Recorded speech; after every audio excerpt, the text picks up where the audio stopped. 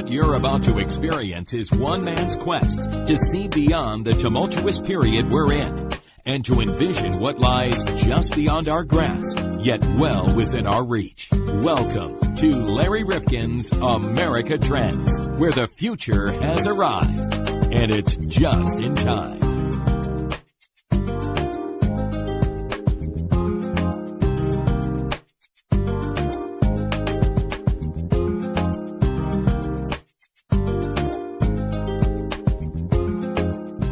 Welcome back to another episode of America Trends Podcast. I'm Larry Rifkin. John Krofsick is with me. And John, we've had a lot of fun with a lot of the introductions that we've done. This one, not so much, because we're talking about something that is a real scourge in our society, and that is Alzheimer's disease. And I think everyone out there knows someone who has been afflicted with this disease. I'm sure you do. Oh, yeah, it's very scary. Yeah, I had my grandfather had it, and my mother. I don't know if it was dementia or Alzheimer's, but, I mean, they're very similar, where it's a very sad way to go to lose your mind like that. The interesting thing is that as we get older, this silver tsunami that they say is upon us, as we're hoping to age for a long period of time, that we find that people at a certain stage, many more of us, as a percentage, are going to have some kind of mind, dementia or Alzheimer's or a related condition. And that's going to be putting an incredible burden on the entire society as we go along, unless we find a cure. And I'm not certain how far along. That's what we're going to be talking about in part today. Well, I hope there's a cure, but I mean, the other thing is it environmental? I think we need to find out what's causing it, really. I mean, is it environmental? Is it our food? I mean, there's thoughts that it's aluminum. It's just, it's mind-boggling because it seems like has it always been here and they're just recognizing it more? Or we're living longer and therefore more of us have it. Well, I will tell you this, that you're going to hear a story about a genetic way that this is transmitted. That's part of our story today on America Trends, but that's not the only way, of course.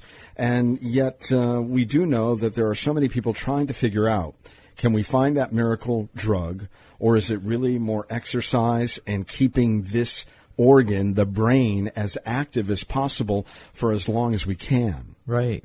Well, we've learned that loneliness and stuff can cause us to age. So. And we did reporting on that recently. Exactly. So, I mean, you're right. We got to keep our minds and our bodies and everything active. And I suppose the longer we can do that, it can only help. I want to tell you that there were 2 times recently in my life when I really thought about these issues an awful lot. One was when we were producing at Connecticut Public Television, where I used to work, Alzheimer's Disease Facing the Facts. And we worked with Glenn Orkin and Motion Inc., a wonderful group, won a regional Emmy Award for it. But he had gotten all of this research that was going on at the University of Pennsylvania, and he had all of this incredible reportage about people who were agreeing to go in to be tested so that we had a baseline to see what was changing as it relates to brain activity. And he said, this is really good stuff, and I don't want it to be done only for clinical purposes. Is there a way that we can make this an accessible documentary? And so we began to do a lot of other reporting as part of this. And I will tell you that one of the stories that came out of this that really touched me, he interviewed a gentleman who had been married to his wife for many, many years, and say they were married 40, 45 years. And he was asked as part of the interview process, well, how has your relationship been over the years? And he said this, John, and it always stuck with me. He said, it's been a wonderful, wonderful marriage. And the only difficulty has been just the last 15 years.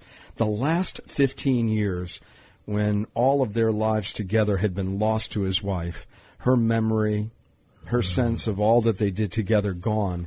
And yet there he was, continually, day after day, as the caregiver for this woman whom he loved. But to think about that, to say, well, it's been great, except for the last 15 years. Right. I mean, amazing. Wow. The dedication that these caregivers have, just remarkable. And the other time, if many people saw the documentary on Glenn Campbell, Yeah, I saw that. And yes. the last set of concerts, how his family went out with him to make certain that he was able to perform. He had a great support staff there. Amazing. And they never knew from moment to moment what would happen. And there were times when he would do Wichita Lineman over and over, and the crowd loved it because it's such a great song.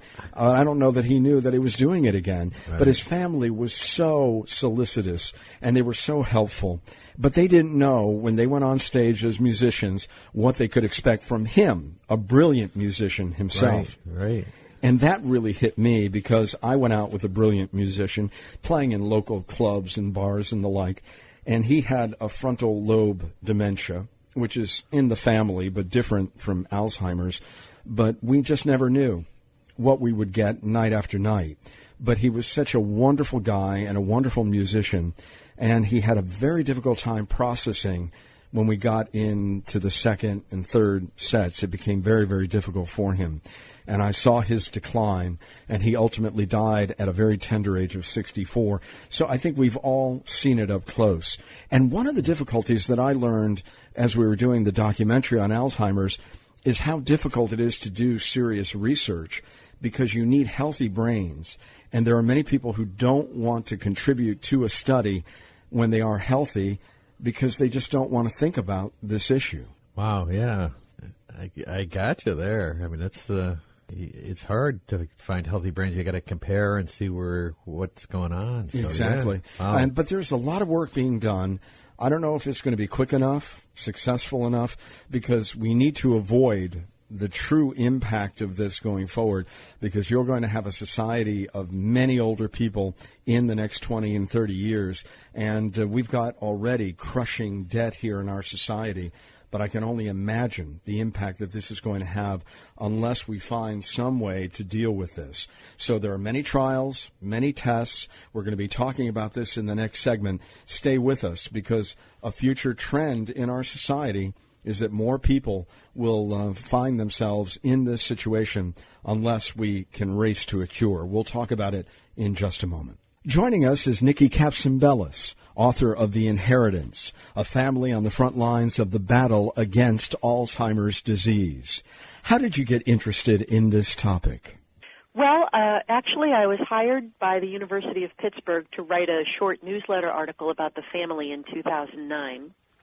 And at the time, I really didn't know very much about Alzheimer's disease, probably not any more than the general public.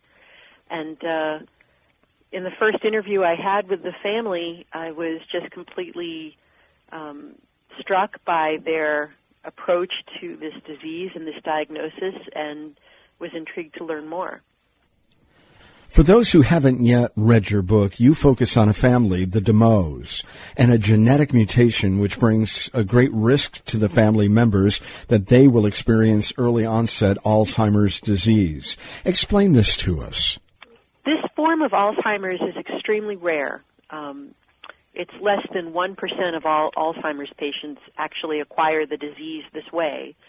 But what it is a mutation that you inherit from one of your parents. And if you inherit it, 100% you're guaranteed to get early onset Alzheimer's, likely on average in your 40s, sometimes a little older, sometimes younger. And you also have a 50% chance of passing it on to your children. This family wanted to use their situation to advance the study of this genetic mutation and to help others because it's likely it bears no immediate help to them, but may help their grandchildren and others down the road. Is that correct? Yeah, that's really what I found so remarkable about them.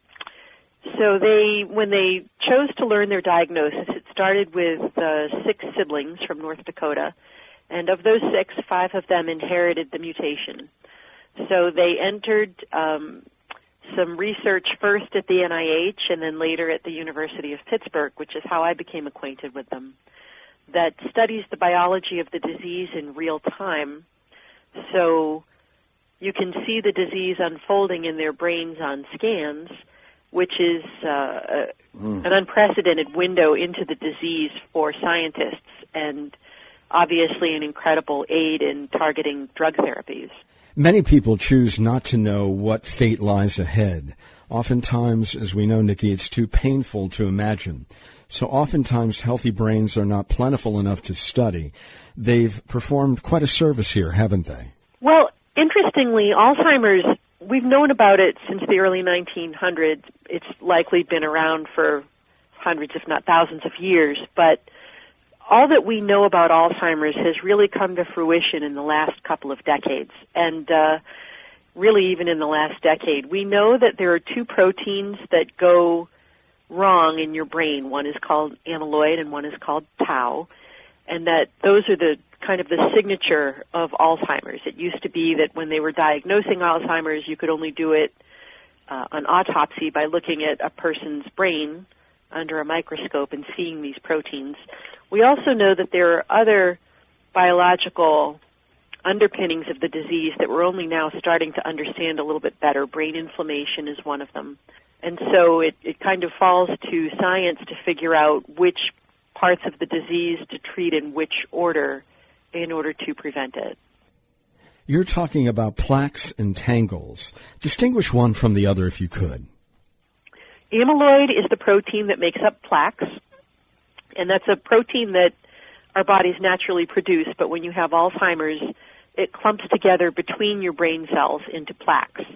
And so the brain cells can no longer communicate with each other because the plaques are blocking them. And then tangles are the tau protein, and that happens, it's also something that you naturally have in your body, but when you have Alzheimer's, that protein inside your brain cell begins to twist up, and so the brain cell starves to death, and it leaves these tangles behind, so the cell itself actually dies. As you were going along and studying this family, did you become more intrigued by their own personal story and their own bravery in all of this? Or did you also begin to realize that you had a story that really needed more study in terms of what this disease means to our society? How did you couple all of that together as a journalist? It was a little of both, I think. I was initially intrigued by the family story. They're very engaging, very charming people, and they're very welcoming. So that's what drew me into the story initially. But as I began to explore the history of Alzheimer's and where we're at today with it, so little about it has been known for so long. In fact, people, I think, today still, many people don't realize that it's not a normal part of aging. And it has statistically become so prevalent that I thought it was worth exploring in much greater depth. And these family members that you followed, they had agreed to genetic tests, and the results might spell certain deterioration and death. It really depended. You found that there was only one family member who escaped some of the ravages here? That's right. Her name is Carla, and she became essentially a caretaker for her remaining siblings and kind of the family historian and the person who directs the rest of the family as they look for research avenues and so forth. So what happens? The rest of these family members now, how old are they? And they're living with this certain knowledge that this is their fate. Well, in this original generation of the 6 siblings, the youngest is in his mid-40s. The oldest has since passed away. He died in his mid-50s, and that was in late 2010. Now where they're at is they're enrolled. The remaining 2 siblings that are eligible are enrolled in experimental drug trials, and then some of their children are as well. Their cousins, nieces, and nephews, it's quite an extended family tree, and many of them are enrolled in the same study. Would any commercially available genetic testing have any usefulness in the case of early onset Alzheimer's? Well, it's important to know that you don't have to know your genetic status in order to participate in these studies. And so as the general public thinks about whether they would want to know their own genetic status, I mean, it's not the same as what this family has. They have an absolute guarantee. Mm-hmm. What's commercially available is, if you think about it in terms of, say, it's analogous to the breast cancer gene. You have a likelihood or a possibility of getting Alzheimer's, but it's not definite. Now, the difference from breast cancer is there isn't any treatment for it currently, but should any of these treatments that families like this are testing become available, we'll need to know who to give it to. Mm-hmm. People may want to know a genetic predisposition for their own peace of mind or maybe to begin future planning or estate planning, but for many people they don't want to know simply because it can be very stressful. It's a highly individual decision. You report in The Inheritance that the director of the National Institutes of Health, Francis Collins, believes we have a palpable momentum in the battle against Alzheimer's. Is that what your research suggests to us?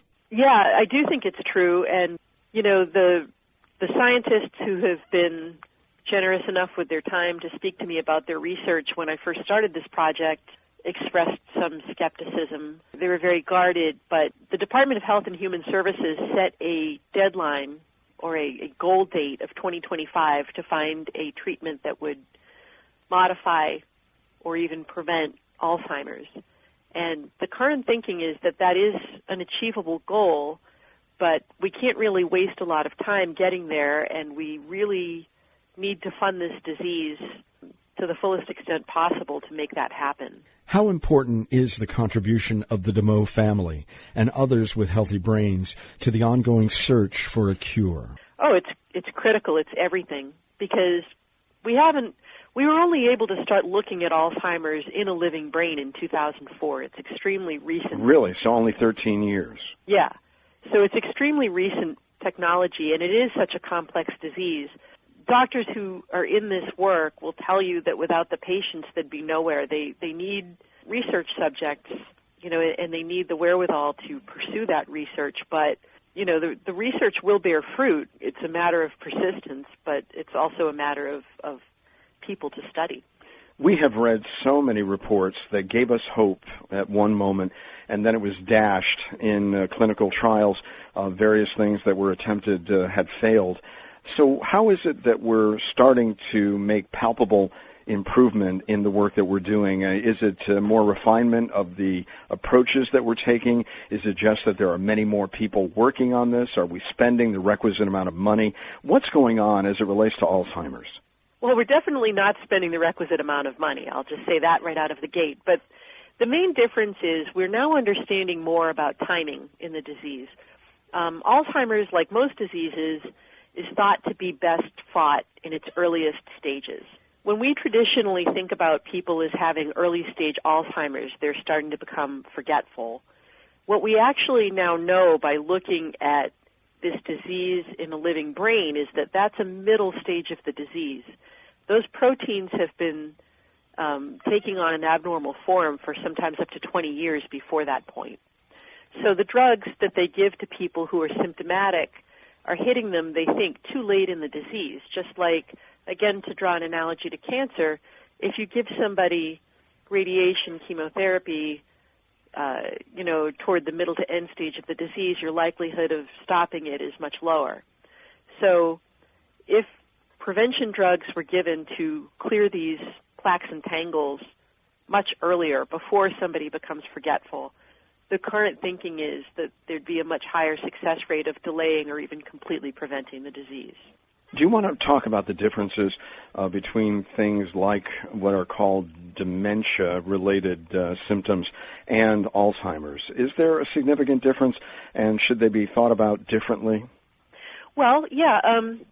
Dementia is more of a general catch-all description for what could be any number of causes. I mean, you can have a stroke and that would result in dementia. But Alzheimer's is the leading cause of dementia. So among the diseases that might cause dementia symptoms, Alzheimer's is the most common. It was thought for most of its history to be much rarer than that, and dementia was thought to be a normal part of aging. And one of the most important discoveries about Alzheimer's disease is that it actually is quite common. The DeMoe family is a gift to science. What kinds of trials and therapies are the surviving members receiving? Well, I think it's important to draw the distinction that, to date anyway, there is no human being that's ever survived Alzheimer's disease. So the people who remain are in drug trials that are specifically targeting the amyloid protein that makes plaques, because that's thought to be the earliest biological domino that falls in Alzheimer's disease.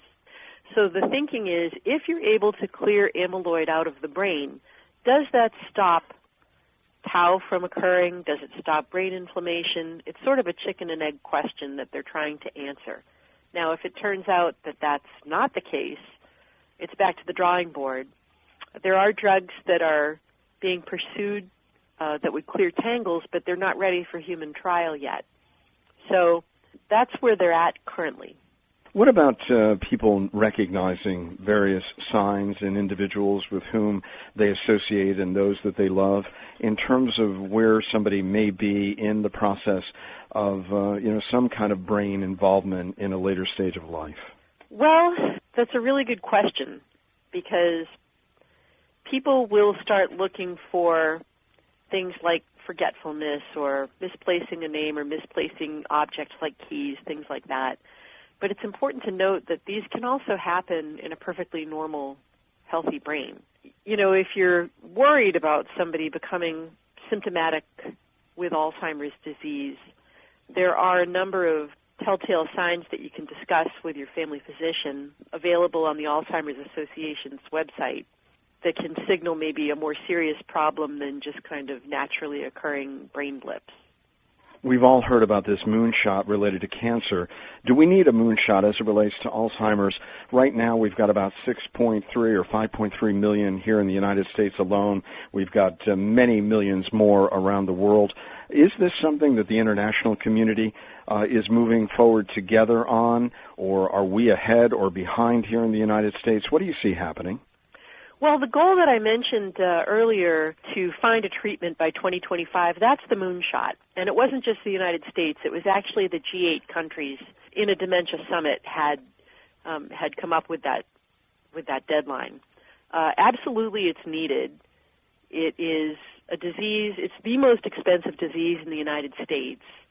It has the potential to economically wipe out our health system. And by the way, I don't think that's an exaggeration, what you just said. No, it's no exaggeration. Just to throw some numbers out there, after you turn 65, the biggest risk for developing Alzheimer's disease, just in the general population, you and I, the biggest risk is age. After you turn 65, your risk doubles every 5 years. And after you turn 85, your risk of developing Alzheimer's is close to 50%. Now, the first baby boomer in America turned 65 on New Year's Day in 2011, and every day since then, 10,000 more people have turned 65. So those numbers are very, very real.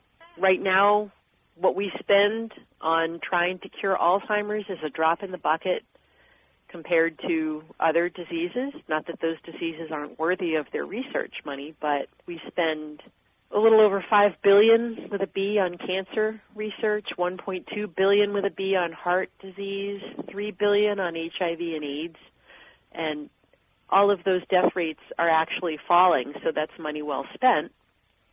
But, for Alzheimer's, we spend about $560 million with an M, and those rates are climbing. So, it's a very simple mathematical equation. There's no avoiding the disease. It doesn't really matter what your economic or, socio-political status is. It's going to affect you, whether you're developing it or caring for somebody who developed it or paying for it. Now, we read a lot in the popular literature, and we read about all of the trials that relate drugs, and then we read about exercise and exercising your brain and using all of those tools and devices, learning a musical instrument, playing chess, whatever it may be. How do you look at that? Oh, it's absolutely true that there are some environmental factors that filter into developing Alzheimer's. Learning a new language, like you said, learning a musical instrument, a heart-healthy diet, because we do know that there is some type of relationship between your heart health and your brain health. We're beginning to understand more about that, but it's just general good practice to keep your mind and your body active as you age. We've read over time that a lot of people love to look at small children and say, how can we help them? Or they want to give support to an animal welfare society. But maybe because this is a disease of aging in many people's minds, though, of course, your situation with the DeMoe family suggests that there are other forms of it and can happen at a much earlier stage of life. Do you think that that has been an impediment to us addressing this issue? Yeah, I think that has been one impediment, because we just simply thought that it was a naturally occurring side effect of aging, and two, that people at the end of their life maybe, in many facets of our society don't deserve the same attention. But I think another factor that has impacted our attitude towards Alzheimer's is the stigma associated with it. A lot of people who are diagnosed do not like anyone to know that. That was another way in which I admired this family, because they really laid bare pretty much every detail of their lives. Do you find it encouraging that you've got these competing biotech and pharmaceutical companies that are supporting this project, which they have been involved in, the family that you documented in the book, The Inheritance, this newly dominantly inherited Alzheimer's network? Do you find that encouraging, that this may not benefit those companies directly, but they are helping out? Oh, absolutely. You can't realistically expect to find a treatment for Alzheimer's without the help of the pharmaceutical industry, and so that partnership is vital. As vital as the participation of the doctors, it's as vital as the participation of the patients. They put a lot of their business assets at risk to make this happen. Of course, the payoff will be significant for whoever finds a treatment, but that doesn't alter the fact that in their real-time business world today, they are putting up quite a bit of capital. Do you want to say anything about this new blood test that seemingly offers some promise for better predictive results for a broader range of potential sufferers? Do you want to say something about that? Yeah, there are a few different blood tests that are being developed. They're coming through with a pretty impressive predictive rate in terms of accuracy. So what I find exciting about that is it signals to me that the field must feel like they're moving closer to some type of disease modification, because this isn't the type of diagnosis that's readily available right now, for the simple reason that there's nothing to prescribe for it. If we want to find a simple and inexpensive way of diagnosing Alzheimer's early in somebody, it's because we are expecting to have something for them to do about it. Are there other breakthroughs that you'd like to discuss with us today? Anything that you think within the next 5, 10, 15, 20 years we'll be looking at with great promise and hope? My expectation is, or my hope is, that there'll be some answers from some of the current drug trials, which have been underway for a couple of years now, that some results will be coming out hopefully within the next 5 years that explain what role it is that amyloid plays and whether getting to somebody early enough does change the course of the disease. I'm also hopeful that a tau targeting drug would be available for human trials, because most of the researchers that I spoke with believe that the future of Alzheimer's treatment will be some type of cocktail, like it is with many complex diseases, that you would need to treat people for both amyloid and tau, depending on where they are in the disease, what their family history might be.